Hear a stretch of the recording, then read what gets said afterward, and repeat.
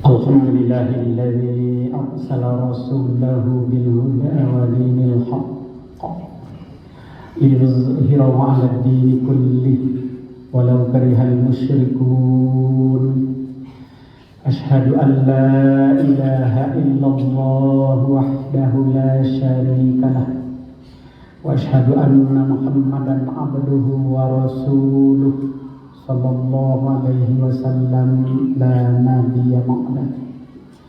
اللهم فصل وسلم على هذا النبي الكريم محمد وعلى آله وأصحابه أجمعين. أما بعد فيا عباد الله أوصيكم ونفسي بتقوى الله فقد فاز المتقون. ittaqullaha haqqa tuqatih wa la tamutunna illa wa antum muslimun. A'udzu billahi minasy syaithanir rajim. Bismillahirrahmanirrahim. Wa minan nasi man yashri nafsuhu ibtigha'a mardatillah wallahu ra'ufun bil ibad. Shadaqallahul azim. Al-Baqarah 207. Di antara manusia ada orang yang menjual dirinya demi mencapai keridhaan Allah, dan Allah Maha Penyantun terhadap hamba-hambanya. Bapak-bapak, saudara-saudara jamaah Jumat rahimakumullah, syukur alhamdulillah selalu kita aturkan kehadiran Allah Subhanahu wa taala. Selawat dan salam junjungan kita Nabi besar Muhammad sallallahu alaihi wasallam yang merupakan uswatun hasanah kita dalam hidup dan kehidupan ini. Bapak-bapak, saudara-saudara jamaah Jumat rahimakumullah, mengawali tahun baru 1447 Hijrah yang sekarang ada tanggal 1 Muharram, kita akan coba ungkap beberapa pribadi yang rela mengorbankan dirinya demi untuk kejayaan Islam. Ayat tadi diturunkan oleh Allah Subhanahu wa taala sebetulnya juga sehubungan dengan seorang sahabat Nabi yang hijrah ke Madinah. Dia bernama Suhaib bin Sinan Ar-Rum, atau yang populernya adalah Suhaib Ar-Rum. Suhaib ini adalah perantau kota Makkah. Artinya dia berasal dari negeri Rum merantau ke Makkah. Dia punya keahlian untuk berdagang. Akhirnya dia menjadi orang kaya raya di kota Makkah. Nabi mendakwakan Islam, dia masuk Islam. Nabi perintahkan sahabatnya hijrah, dia pun hijrah. Ketika dia hijrah itu, dia dihalangi oleh tokoh-tokoh Quraisy. Pendek cerita, jangan Anda halangi saya untuk hijrah. Tidakkah Anda tahu bahwa saya adalah ahli panah? Engkau tidak akan bisa mendekati aku selama anak panah ini masih ada. Tetapi itu tidak akan kita lakukan apabila Anda mau bernego dengan saya. Kalau saya berikan kepada Anda semua seluruh harta saya, emas saya, tabungan saya, ternak saya berikan semuanya kepada Anda, apakah saya diizinkan untuk hijrah? Kalau begitu kata orang kafir Quraisy, engkau kami izinkan hijrah. Maka ditinggalkan seluruh harta bendanya, tidak ada yang dia bawa kecuali harta yang lekat di badannya saja. Apalagi ketika itu tidak ada ilmu, tidak ada tabungan, menghabis semua. Berangkatlah ia hanya membawa harta yang lekat di badannya saja menuju ke Madinah. Sampai di Madinah, ia disambut oleh Abu Bakar, oleh Umar. Lalu disampaikan sabda Nabi kepadanya, sungguh perdagangan Suhaib telah beruntung. Robi hal baina Suhaib, sungguh telah beruntung perdagangan Suhaib. Jadi untuk hijrah, biarlah korban demikian besar.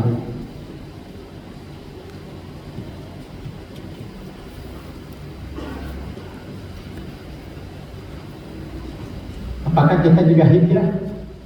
Kita mesti juga hijrah. Kita hijrah dari kondisi yang baik kepada yang lebih baik, dari yang buruk kepada yang baik. Dan yang selama ini kita tidak sholat berjamaah, hijrah kepada sholat berjamaah. Selama ini baca Al-Quran sedikit, kita hijrah lebih banyak lagi baca Al-Quran.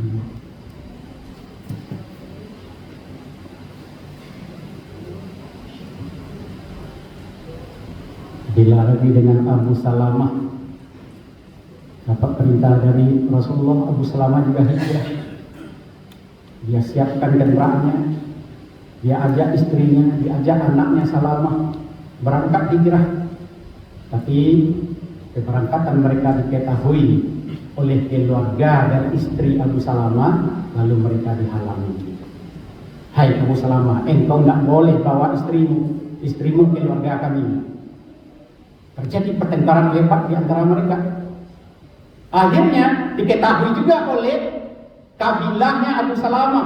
Mereka pun datang. Jadi dua kabilah. Kabilah istrinya, kabilah suaminya. Kalau kabilah istrinya mempertahankan agar Ummu Salamah tinggal di kota Mekah. Kalau kabilah Abu Salamah agar anak Abu Salamah, yaitu Salamah itu sendiri, tinggal bersama mereka, sebab itu anak mereka.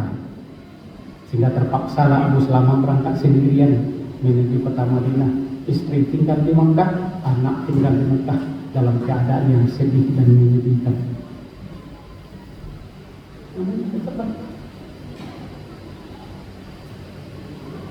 Baru setahun kemudian istrinya dapat izin dari kaumnya untuk nyusul. Karena istri sudah dapat izin, keluarga Abu Salamah memberikan anaknya pergi berangkatlah ke Madinah, susul suaminya. Bapak-bapak, saudara-saudara, jemaah. Jadi artinya apa? Untuk hijrah itu kita butuh pengorbanan. Kalau bagi kita apa yang mesti kita korbankan? Kebiasaan kita yang tidak begitu bermanfaat, yang tidak begitu afdal.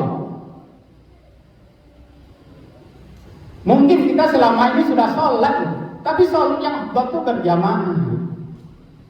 Tinggalkan kebiasaan yang tidak berjamaah itu, hijrah kepada sholat berjamaah.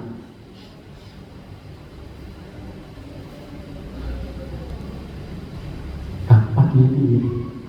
Kalau kita tidak cari apa-apa yang afdal dari amal kita, kapan lagi kita akan mendapatkan bekal yang cukup memadai untuk pulang di hadirat Allah? Jangan mentang-mentang kita punya Avanza, punya Innova, punya Fortuner, punya berbagai macam kendaraan. Itu tidak laku dari sisi Allah. Jangankan 100 kita punya, tidak laku di sisi Allah. Yang laku itu ibadah.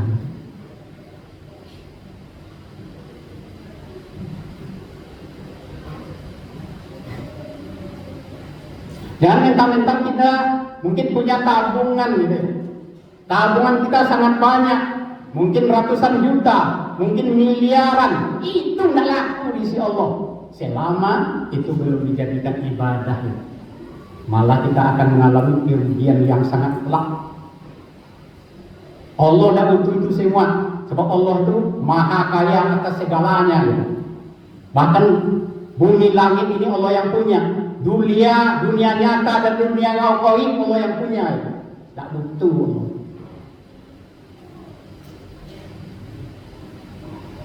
Jadi kita renungkan apa yang akan kita bawa pulang menghadap Allah.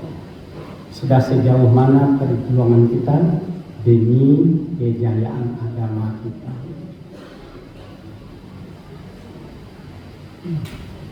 Kita lihat orang-orang yang rela berjuang dengan gagah berani, dengan penuh pengorbanan demi untuk mengembangkan Islam. Misalnya yang paling dekat dengan Rasul adalah istrinya sendiri, Siti Khadijah. Itu adalah seorang wanita bangsawan yang akhlaknya sangat mulia, tetapi juga sangat kaya raya, banyak harta. Tetapi hartanya itu apa? Setelah ia nikah dengan Rasulullah, Rasul diangkat jadi Rasul, hartanya, ya Rasulullah, manfaatkanlah harta ini untuk pengembangan agama. Sampai akhirnya tatkala ia detik-detik ia akan meninggal, dia menyadari sepenuhnya bahwa dia tidak punya harta untuk membeli kain kafannya. Ketika nikah dengan Rasul kaya raya, tapi tatkala meninggal, uang untuk beli kain kafan saya tidak ada karena kekayaannya sudah dimanfaatkan untuk pengembangan Islam.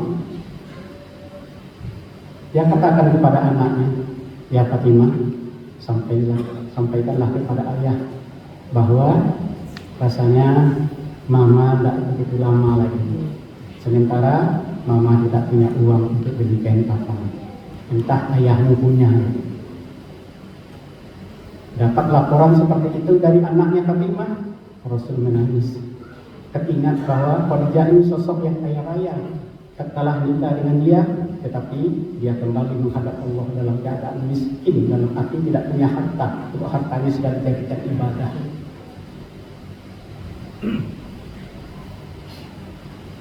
Maka dalam riwayat, datanglah malaikat membawa kain kafan untuk Siti Khadijah tatkala Khadijah meninggal dunia.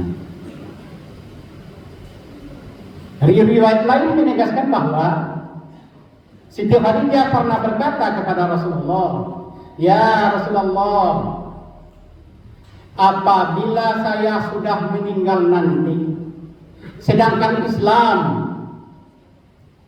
membutuhkan menyiarkan agama di seberang sana, di seberang lautan, engkau galilah kuburku, engkau rangkailah tulang belulangku, jadikan jembatan bagi umat Islam agar bisa mereka nyebrang ke seberang untuk menyiarkan agama yang mulia ini. Siapa lagi yang lebih tinggi pengorbanannya daripada itu?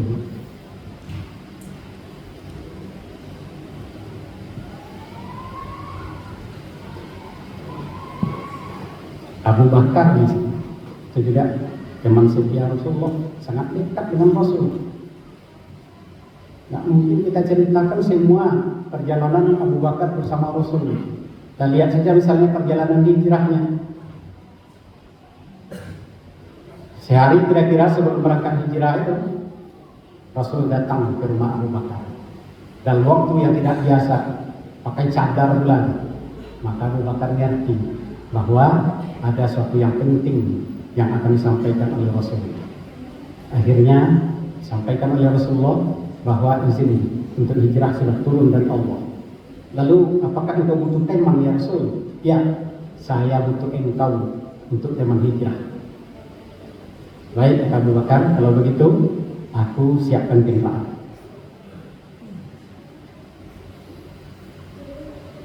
Dibeli kendaraan, Abu Bakar yang beli.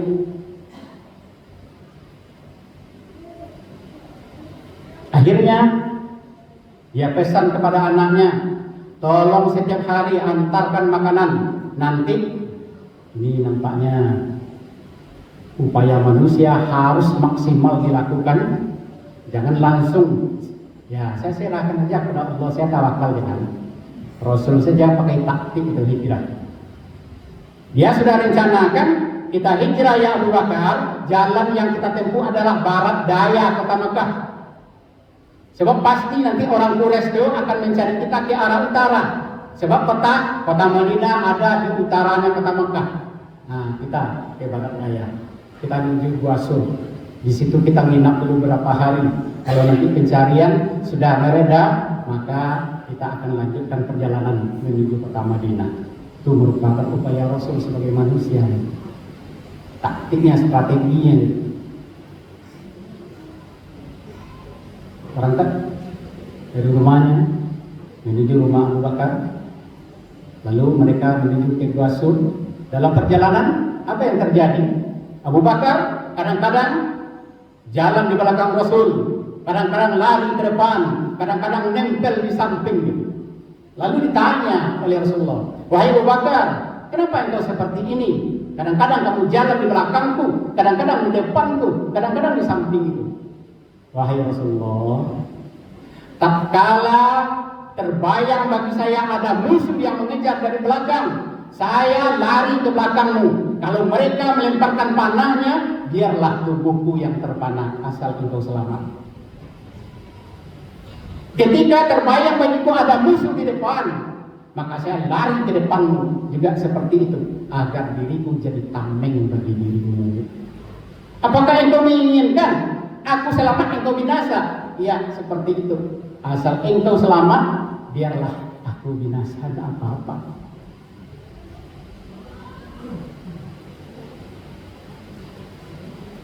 Jadi rasa cinta yang mana lagi itu yang lebih dalam daripada cinta Abu Bakar ketimbang yang lain.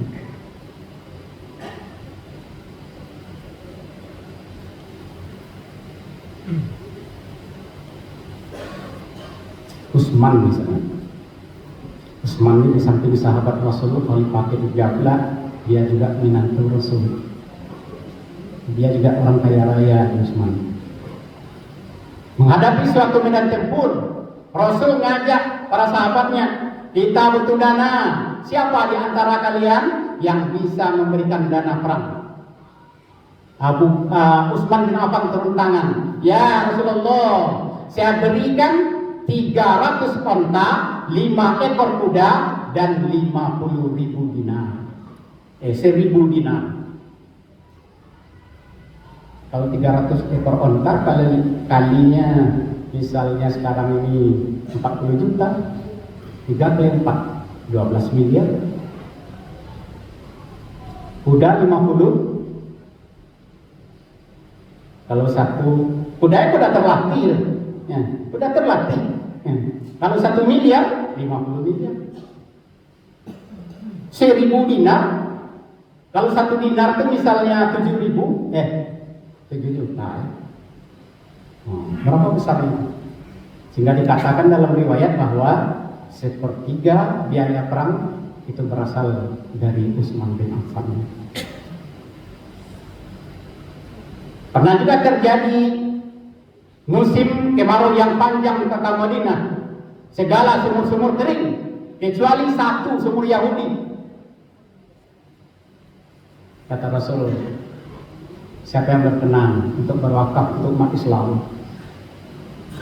Sebab Yahudi itu dia jual air sumurnya dengan harga yang tinggi. Jadi umat Islam ngeluh.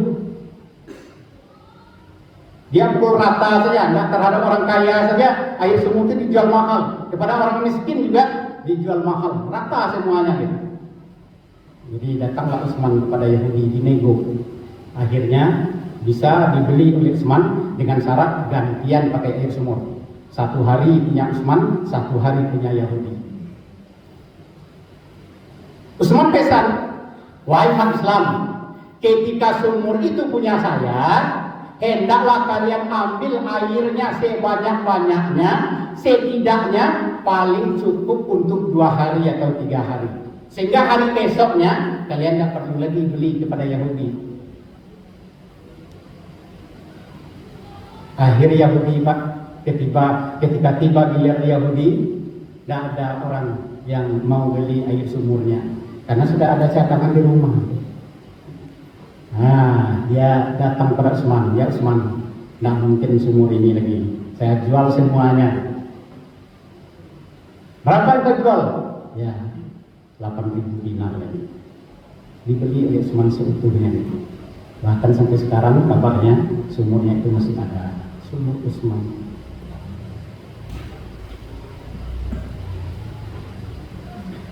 Bapak-bapak, saudara-saudara, jemaah rahimahumullah.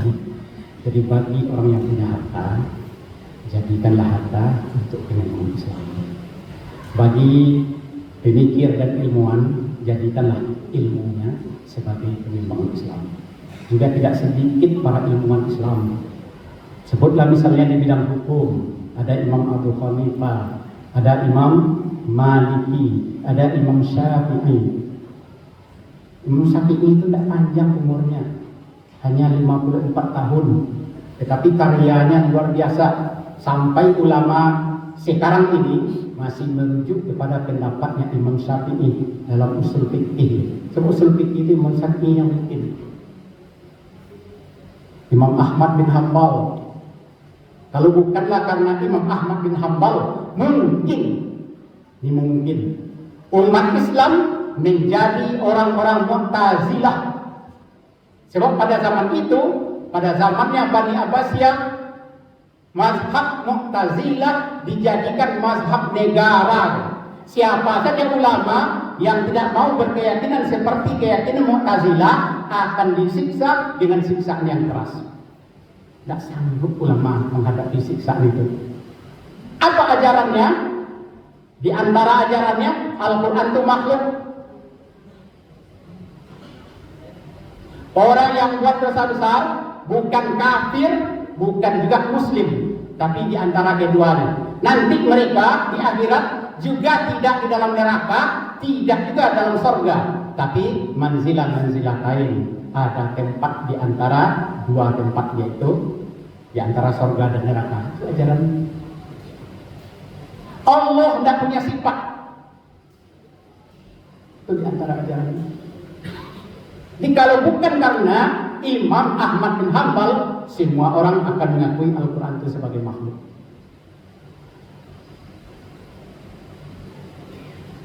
Ketika ditanya kepada Imam Ahmad, "Wahai Ahmad, bagaimana pendapatmu tentang Al-Quran?" Imam Ahmad jawab, "Al-Quran adalah kalamullah. Dia adalah kalam Allah. Bukankah Al-Quran itu makhluk? Saya tidak bisa katakan seperti itu. Al-Quran adalah kalamullah." Akhirnya dia disiksa, dia dicambuk dengan sangat keras dan berkali-kali. Orang katakan kalau seandainya 3 kali saja dicambuk kuda yang sangat besar dengan cambukan yang diberikan kepada Imam Ahmad bin Hanbal, 3 kali saja dicambuk kuda itu, niscaya kuda itu akan mati. Pingsan Imam Ahmad. Dialah yang mempertahankan bahwa itu adalah kalamullah. Akhirnya sampai sekarang lahir Ahlus Sunnah wal Jamaah, yang juga dipelopori sebetulnya dia adalah pengikut Mu'tazilah.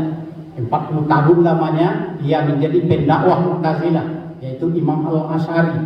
Lalu dia bermimpi bahwa Rasul memerintahkan agar dia keluar dari Mu'tazilah, bikin mazhab sendiri. Akhirnya di tengah-tengah masjid dia kumpulkan orang, dia lempar bajunya, "Saya tidak lagi Mu'tazilah, saya sudah keluar dari Mu'tazilah." Dia bikin ajaran, itulah yang ajaran Ahlus Sunnah wal Jamaah sekarang. Jadi banyak lagi Bapak ini. Kalau segi ilmuwan ada Al-Tinggi, ada Al-Farabi, ada Ibnu Sina, ada Ibnu Rus, ada Al-Ghazali.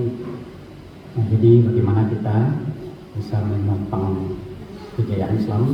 Marilah kita berkorban agak sedikit ya demi kejayaan Islam. Mana lagi yang kita korbankan itu? Kenapa tatkala azan subuh berkumandang kita tidak mampu mengangkat selimut lalu berjalan menuju masjid? Kenapa pengorbanan sedikit itu tidak bisa kita lakukan ya? Padahal itu adalah untuk kita. Kenapa sholat berjamaah tidak mampu kita lakukan? Padahal itu adalah untuk kita. Kita memakmurkan masjid kita ya. Betapa nanti besarnya kemuliaan yang kita dapatkan apabila masjid kita ini harian penuh dengan jemaah seperti ini. Jadi marilah kita renungkan gitu, sejauh mana perjuangan kita demi untuk menegakkan Islam dan demi untuk dijunjung tinggi perintah Allah Subhanahu wa taala dan meniru meneladani Rasulullah dan para sahabatnya. Fakta dunia wa ila Turhan.